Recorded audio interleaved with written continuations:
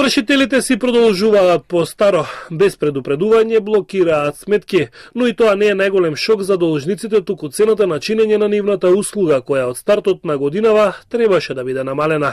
До Канал 5 се обрати загрижено лице на кое му е блокирана сметката за износ од 59 денари, па сега треба да плати неверојатни 15.034 денари. Но и овие пари не ги должел и откако се распрашал зошто има блокирана сметка, бил информиран дека всушност станува збор за 59 денари затезна камата за одамна платена казна за паркинг или истата ја направил, но и платил уште во 2012 година. Она што загрижува е постапката и што се влегува за наплата преку извршител на долгот. Се постапува по долг од само 59 денари. Трошоците за извршување чинат 3990 денари, а ДДВ-то на оваа давачка од дури 648 денари.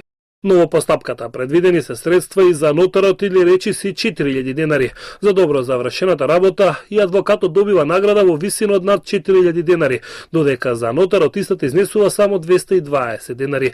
Но овие средства се пресметува и камата за времето кое требало налого да се реализира од 2000 денари, при што вкупно се добива сума за наплата од 15.034 денари, што според должникот е премногу. Од Комората на извршители вела дека цената е предвидена според закона, постапката е таа. Ниту за трошоците не сметаат дека се превисоки, бидејќи истите се предвидени според правилници. Но нејасно е како во самата постапка неколку пати се наплаќа камата за процес кој може и самиот извршител да го одолговлекува колку сака, а на тоа да си пише и затезна камата.